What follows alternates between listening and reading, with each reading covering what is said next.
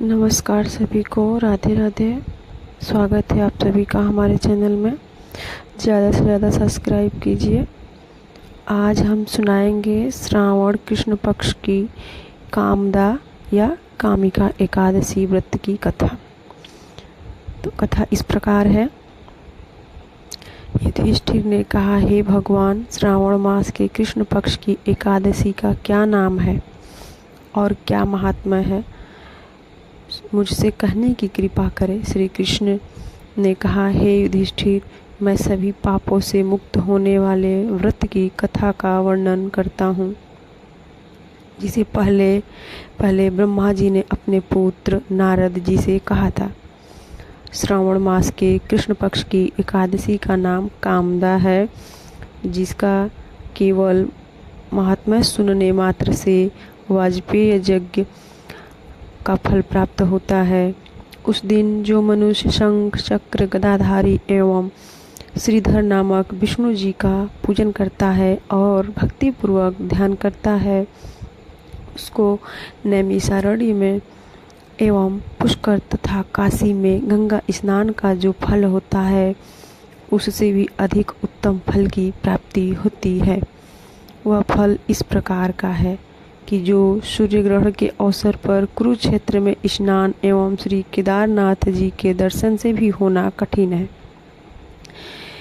व्यतिपात योग में गंडकी नदी में स्नान करने से एवं सिंहस्थ गुरु में श्री गोदावरी में स्नान करने से उस फल की प्राप्ति नहीं होती जो कि श्री कृष्णचंद्र जी के पूजन द्वारा प्राप्त होता है।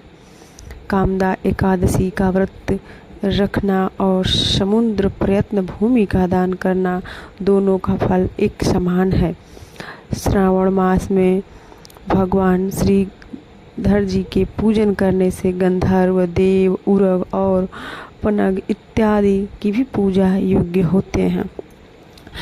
अस्तु, जो पाप पंक में लिप्त एवं असार रूपी संसार में फंसे हुए हैं, इस प्रकार के मनुष्यों को स्वयं उद्धार के निमित्त कामदा एकादशी के दिन अनेकों प्रयत्न पूर्वक व्रत करके श्री भगवान का भक्ति पूर्वक पूजन करना चाहिए। इससे उत्तम पाप मुक्त होने का अन्य व्रत नहीं है। अध्यात्म विद्या जिनको ज्ञात है, उनको जिस जिस फल की प्राप्ति होती है, उस फल की प्राप्ति मनुष्य को कामिका एकादशी का व्रत करके रात्रि में जागरण करने से होती है। कामदा एकादशी के व्रत का ही प्रभाव है जो